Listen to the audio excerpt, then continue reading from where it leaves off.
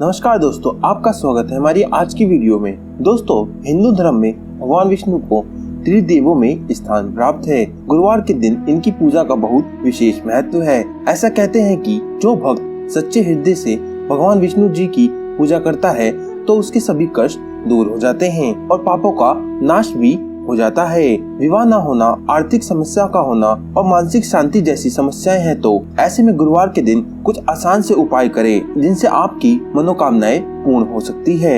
हिंदू धार्मिक ग्रंथों की मान्यताओं के अनुसार धरती पर बढ़ते पापों को खत्म करने के लिए भगवान खुद संसार में अवतार के रूप में प्रकट होते हैं और बहुत से लोग नहीं जानते हैं कि भगवान विष्णु के उत्पत्ति कैसी हुई है। कोई कथा कहती है प्रभु का ना तो कोई आदि है और ना ही कोई अंत है।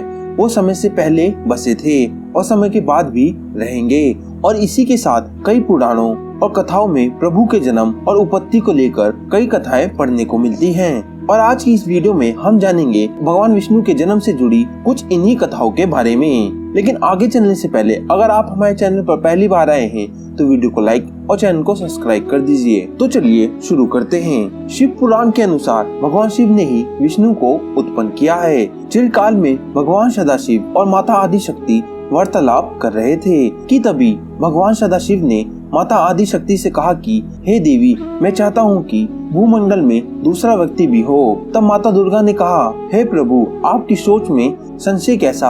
आप सृष्टि के पालनहार हैं। आपने सृष्टि की भलाई के लिए ऐसा सोचा होगा। उस समय भगवान सदाशिव ने देवी दुर्गा के संवाद को सुनकर अपने वाहन अंग पर अमृत स्पर्श किया। इससे पुरुष की उत्पत्ति हुई जिसके तेज से बहुत ज्यादा प्रकाश हो गया था। शक्ति के ताप से विष्णु जी का आविर्भाव हुआ। वे अद्वितीय थे। कमल जैसा नयन, चतुर्भुजी और कौस्तुभ मणि से सुशोभित, स्वर्ग व्यापक होने के कारण उनका नाम विष्णु पड़ा। कथा के अनुसार भगवान शंकर ने कहा कि लोगों को सुख देने के लिए ही मैंने तुमको उत्पन्न किया है। कार्य साधना के लिए तुम तप करो। परंतु शंकर जी के दर्शन नहीं हुए। फिर उन्होंने तप किया। उनके शरीर से तमाम जल की धाराएं निकली। हर तरफ पानी पानी हो गया। तभी उनका नाम नारायण पड़ा और उन्हीं से सब तत्वों की उत्पत्ति हुई। कथा अनुसार सबसे पहले प्रकृति की उत्पत्ति हुई, फिर तीन कोण आए जो कि है सत, रज और तम। उसके बाद शब्द, स्पर्श, रूप, रस और गंध की उत्पत्ति हुई और फिर पंचभूत की उत्पत्ति हुई।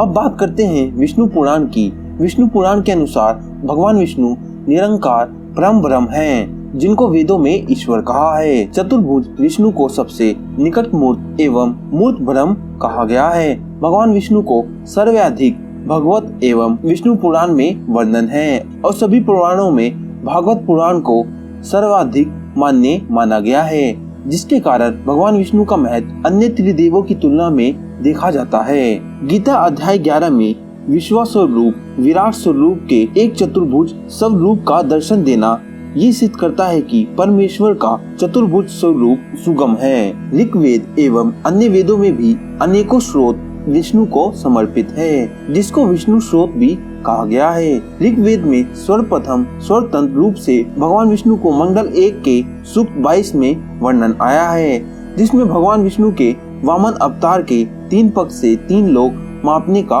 वर्णन है।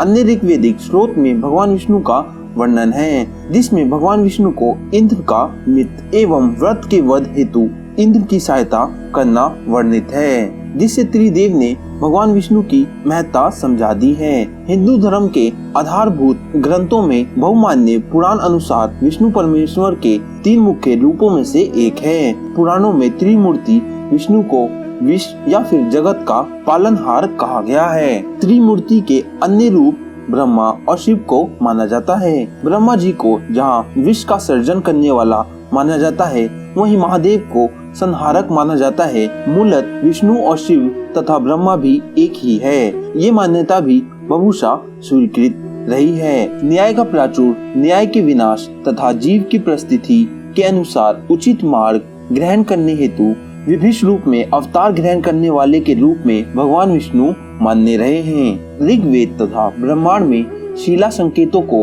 पुराणों में पर्याप्त परिवर्धन हुआ है। कथात्मक भी, विवरणात्मक भी और व्याख्यात्मक भी। पूर्ण ने इस जगत के मूल में वर्तमान, नित्य, अजन्मा, अक्षय, अवयम, एक रस तथा ही के भाव से निर्मल परब्रह्मा को ही विष्णु की संज्ञा दी गई है। वे प्रकृति से भी श्रेष्ठ है। अंतरात्मा में अस्थित परमात्मा परम श्रेष्ठ तथा रूप, वर्ण आदि निर्देशों तथा विशेषणों से रहित हैं। वे चरण, वृद्धि, परिमाण, क्षय और नाश इन विख्याओं से रहित है। वे सर्वत्र व्याप्त हैं और समस्त वेश का उन्हीं में वास है। इसीलिए विद्वान उन्हें वासुदेव कहते हैं। जिस समय दिन रात, आकाश, पृथ्वी, अंधकार, प्रकाश तथा इनके अतिरिक्त कुछ भी नहीं था, उस समय एकमात्र वही प्रधान पुरुष परम ब्रह्म विद्यमान थे, जो कि इंद्रियों और बुद्धि के विषय नहीं है। सृष्टि के आरंभ में ब्रह्मा जी को विष्णु जी ने जो मूल्य ज्ञान स्वरूप चतुर्श्लोक भागवत सुनाया था, उसमें भी यही भाव व्यक्त हुआ है। सृष्टि के पूर्व केवल मैं था, मेरे अतिरिक्त ना सोल था, ना ही सूक्ष्म, ना दोनों का कारण। जहाँ ये सृष्टि नहीं है, वहाँ मैं ही हूँ, और इस सृष्टि के रूप में जो प्रतीत हो रहा है वह भी मैं ही हूँ, और जो कुछ बचा रहेगा वह भी मैं ही हूँ। इन संदर्भों से भगवान विष्णु की प्रधानता तथा स्वयं नियंता होने की भावना स्पष्ट परिलक्षित होती है। भगवान विष्णु के सर्वश्रेष्ठता का ये तात्पर्य नहीं है कि शिव या ब्रह्मा जी उनसे नियोन हैं। ऊंच नीच का भाव ईश्वर के पास नहीं होता। वो तो लीला में सृष्टि संचालन हेतु सगुण होने के प्राथमिकता मात्र हैं। इसलिए वैष्णव हो या शैव, सभी पुराण तथा महाभारत जैसे श्रेष्ठ ग्रंथ एक स्वर में घोषित करते हैं कि ईश्वर एक ही है। कहा गया है कि भगवान जनार्दन जगत की सृष्टि, स्थिति और संहार के लिए ब्रह्मा और विष्णु और शिव इन तीनों संज्ञाओं को धारण करते हैं। अनेक तर विष्णु तथा शिव के एक होने के स्पष्ट कथन उपलब्ध हैं। ब्रह्मा, विष्णु, महेश मतलब ब्रह्मा जी, विष्णु जी और शंकर जी तीनों एक ही हैं, क्योंकि सब शिव से ही उत्पन्न हुए हैं। हम सबका भी जन्म शिव के अंश से ही है, तो इन सब में अंतर नहीं समझना चाहिए। इस वीडियो में बस इतना ही। आपको इसके बारे में जानकर कैसा लगा, आप हमें कमेंट्स में जरूर बताएं। अगर आपको ये वीडियो अच्छा लगा हो, वीडियो को लाइक और चैनल को सब्सक्राइब कर दीजिए। और आपका वीडियो अंत तक देखने के लिए बहुत बहुत धन्यवाद।